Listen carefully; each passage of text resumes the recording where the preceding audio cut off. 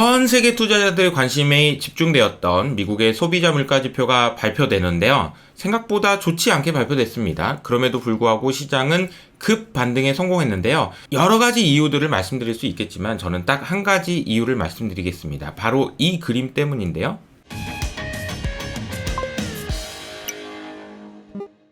자, 벌써 이번 주가 마무리되고 다음 주를 생각해야 될 때가 됐습니다. 다음 주에는 연준의 베이지북이 발표되고요. 골드만삭스를 시작으로 해서 본격적으로 실적 시즌이 시작됩니다. 골드만삭스, 로키드 마틴, 그리고 아메리칸 항공, 넷플릭스, 테슬라 등등 실적 발표가 있습니다. 자, 시장이 어제 반등할 수 있었던 이유에 대해서 설명을 해보도록 하겠습니다. 다우가 저점 대비로는 거의 5% 상승이에요. 그래서 2.8%, 나스닥이 2.2%, 그리고 S&P는 2.6% 상승했습니다. 와, 이게 그림이, 그러니까 자기 전까지만 해도 진짜 어떡하나 그러고 왔는데 아침에 일어나 보니까 깜짝 놀랐습니다. 저도 전반적으로 큰 폭의 상승이 있었고요. 최근에 시장에서는 좋은 뉴스가 좋은 거냐 안 좋은 뉴스가 좋은 거냐를 가지고 말이 많은데, 확실한 건 지금 좋은 뉴스는 안 좋은 뉴스다, 이런 얘기는 나오고 있는 것 같아요. 그렇게 보는 이유가 서프라이즈 지수, 그러니까 경제 지표가 생각보다 좋은지 안 좋은지 하고, 그리고 주가하고의 상관관계가 여기 보이시나요? 마이너스로 아주 많이 갔다. 그러니까 경제 지표가 좋으면 안 좋다라는 거죠. 시장이 반등했었던 여러 가지 이유들이 있습니다. 특히나 저점 대비로는 5%나 상승했기 때문에 상승폭이 굉장히 크고, 이걸 우리가 보통 장대 양봉이라고 하는데, 이런 흐름이 나타나면 당분간 시장에 영향을 주기 때문에 무슨 이유가 있었는지에 대해서 전 세계 투자자들이 관심이 집중되고 있는데요. 찰스 스왑 전략가는 시장의 분위기를 단번에 바꿀 수 있는 알고리즘 퀀트 전략에 따라서 움직이는 단기 자금이 너무 많기 때문이다. 유동성이 이미 낮아진 상황에서 알고리즘 퀀트 투자자들이 움직이는 자금이 많았다. 특히나 숏 커버링, 품 매도 조합이 시장을 끌어올린 것 같다. 기술적으로도 이런 정도 수준인 것 같다라고 하는데요. 자, 그래서 저점 대비로는 물가지표가 발표된 이후로 급락했다가 2%, 3% 하락했다가 저점에서 3,500포인트에서 이렇게 5%나 급등했는데요. 제가 생각할 때는 이 그림이 가장 중요한 그림인 것 같아요. 기관 투자자들이 얼마나 풋 옵션을 많이 샀냐를 보여주고 있는 풋 옵션 프리미엄인데요. 2000년대 초반 이후로 가장 많은 프리미엄이 있었다. 즉, 기관 투자자들이 해지를 하기 위해서 굉장히 많이 노력을 했다라는 걸 보여주고 있다라는 거죠. 2008년 금융위기 당시나 코로나 당시보다도 훨씬 더 높은 수준이었다라는 것을 본다면은, 그만큼 숏 베팅이, 그만큼 리스크 해지에 대한 비용들이 많이 들어가 있었구나라는 것을 알 수 있는 거죠. 그래서 기술적으로도 봐도 200일 평균선을 찍고, 그리고 코로나 이후로 오른 주식시장의 저점이 50% 정도인데, 이 정도 수준에서는 반등이 나올 수 있는 거 아니냐라는 이야기가 나오면서 급 반등에 성공했다라고 볼 수 있을 것 같습니다. 근데 아직은 저점이 아니라는 이야기도 많죠. 그 여러 가지 이유들 중에서 과거에 저점을 찍고 올라왔을 때 S&P 500의 PER 기준이 10배 초반 정도 수준이었는데, 지금은 아직도 16배니까 아직은 좀 더 빠질 수도 있다, 이런 얘기들도 있는 것 같습니다. 근데 어제의 반등은 어쨌든 기술적인 요인들이 훨씬 더 많았다라고 보는 게 맞는 것 같아요. 아마존이 쇼핑 시즌에 들어가면서 파업 때문에 문제가 골머리를 썩고 있다라는 이야기가 나오고 있는데요.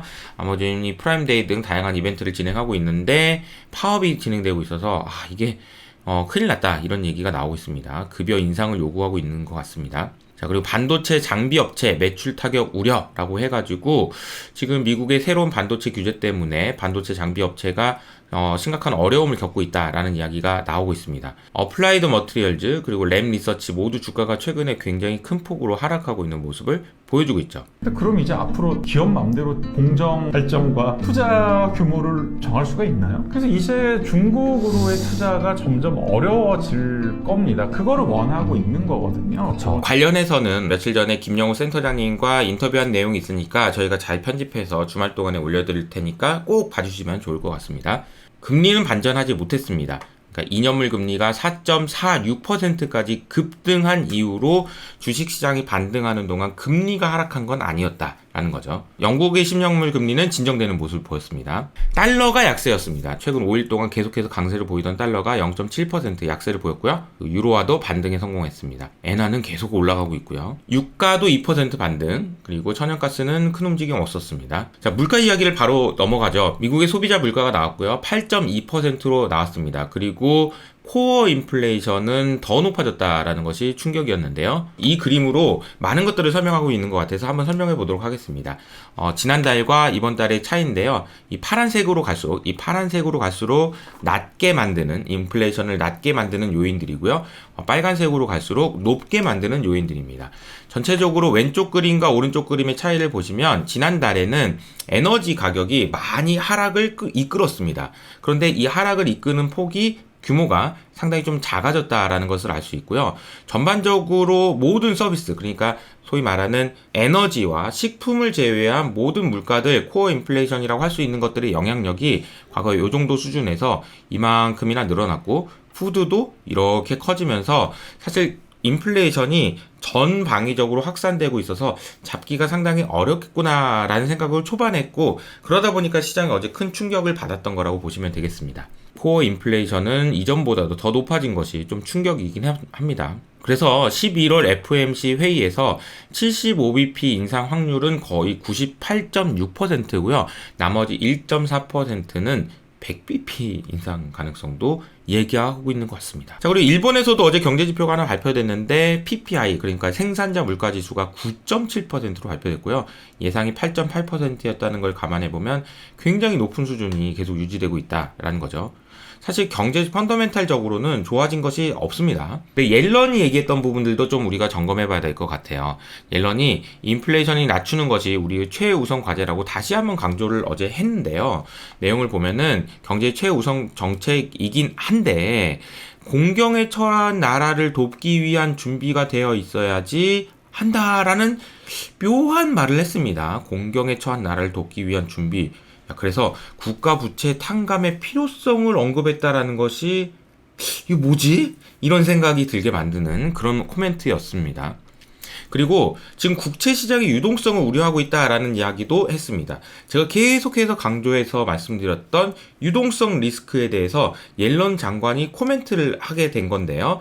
특히나 채권 시장에서 적절하게 유동성이 공급되지 않는다. 즉 브로커와 딜러들 사이에 긴장감, 이렇게 시장이 유지될 수 있는 능력 대비해서 지금 국채가 너무 많이 공급되었다. 즉 채권을 너무 많이 발행했다라는 거죠. 2019년 이후에 미국의 국채가 7조 달러나 증가했으니까 상당히 국채는 많아졌는데 이걸 핸들링할 수 있는 투자자들이 별로 없어서 유동성이 많이 줄었고 국채 시장에서도 지금 문제가 좀 있는 것 같다라는 이야기가 나와서 이걸 걱정했다라는 것 자체가 아까 취약한 나라들에 대해서 유동성 공급할 수도 있다라는 코멘트, 이런 아주 작은 변화긴 하지만 이런 변화들이 결국에는 지금 우리가 생각하고 있는 최악의 상황으로 가지 않게 막으려고 하는 그런 움직임들이 생겼다라는 것을 볼 수 있는 거죠. 이런 가운데 어제 발표된 IMF 정부의 재정 정책 유지 이거 해야 된다라는 경고의 메시지를 또 날렸고요. 자, 이 그림이 글로벌 파이낸셜 스테빌리티 레포트라고 해가지고 120페이지짜리 보고서입니다. 제가 오늘 내일 해가지고 열심히 읽은 다음에 주말 동안 꼭 소개해드리도록 하겠습니다. 제가 말씀드렸던 부분은 1장, 2장, 3장 중에서 3장 부분입니다. 오픈 엔드 인베스트먼트, 개방형 펀드 때문에 생기는 문제점에 대해서 강조해서 말씀드렸는데 1장, 2장의 내용도 추가해서 설명드리도록 하겠습니다. 영국의 재무장관과 영란은행과의 그런 웃지 못할 그런 싸움이 있었습니다. 내용을 보면은 영란은행에서는 긴급 채권 매입 프로그램이 예정대로 오늘 종료될 거라고 얘기했는데요. 콰르탱 영국 재무장관은 만약에 긴급 채권 매입 프로그램이 종료된 이후로 영국 시장이 또 다시 큰 변동성을 보이면 이거는 영란은행의 책임이다. 총재가 알아서 할 문제다. 참네.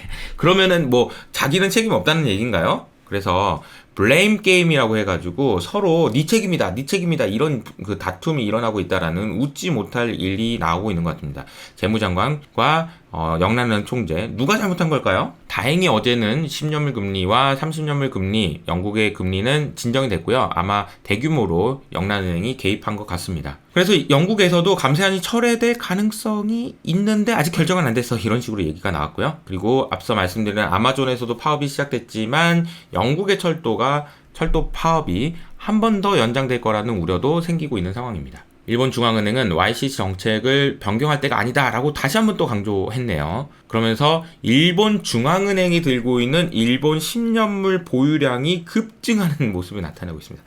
이게 뭐지? 라는 생각이 드는데, 자, 얼마나 될까요, 여러분? 지난 12월까지만 해도 일본 정부에서 발행한 국채 10년물 채권의 55%를 BOJ가 들고 있었거든요. 그런데 지금은 67%라고 합니다. 아무도 안 사고 BOJ만 10년물 채권을 사고 있다라는 거고, 이것이 다시 유동성 부족으로 큰 변동성을 겪을 수 있다라는 우려가 생길 수밖에 없는 거죠. 이런 식으로 보유량이 이거 뭐 하는 거죠? 자, 중국의 부동산 대책에 대한 평가가 나왔는데요. 지금까지 나왔던 부동산 대책이 큰 효과가 없는 모습을 보이고 있다. 그래서 지방정부가 직접 또는 국영기업에게 어려움을 겪는 디벨로퍼로부터 구매 요청을 해야 된다라는 이야기가 나오고 있습니다.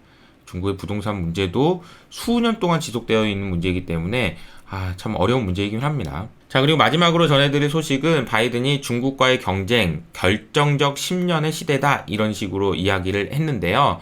내용을 살펴보면은 중국과의 경쟁에 있어서 앞으로 10년은 정말로 중요하다. 그래서 국가 안보 전략이 공개되었는데요. 우선은 두 가지 도전에 직면해 있다라는 표현이 나옵니다. 신냉전 시대에 중국과의 패권 전쟁에서 우리가 이겨야 된다라는 것이 한 가지고요. 두 번째는 기후변화 때문에 생길 수 있는 여러 가지 환경적인 문제들 해결해야 된다. 이 두 가지를 전략적인 도전이다라고 이야기했습니다. 그리고 지금 현재 시점이 변곡점이라고 했는데, 어떤 의미에서의 변곡점인지는 잘 모르겠지만 가장 중요한 도전으로 중국을 지목했고, 가장 중요한 지정학적 도전으로 중국을 지정했다라는 것도 특징인 것 같습니다. 이 내용에 대해서는 저도 더 자세하게 리서치를 해서 추가적으로 알려드리도록 하겠습니다. 물론 안심할 수는 없는 상황이긴 하지만 저점 대비 큰 폭으로 상승했다라는 것은 정말 다행스러운 일인 것 같습니다. 시장을 망가뜨릴 의지가 없다라는 힌트도 옐런의 발언을 통해서 살펴봤고요. 여러분들 끝까지 생존 투자하시기를 응원드리면서 오늘은 여기서 인사드리도록 하겠습니다. 지금까지 이호석 아카데미였습니다. 감사합니다.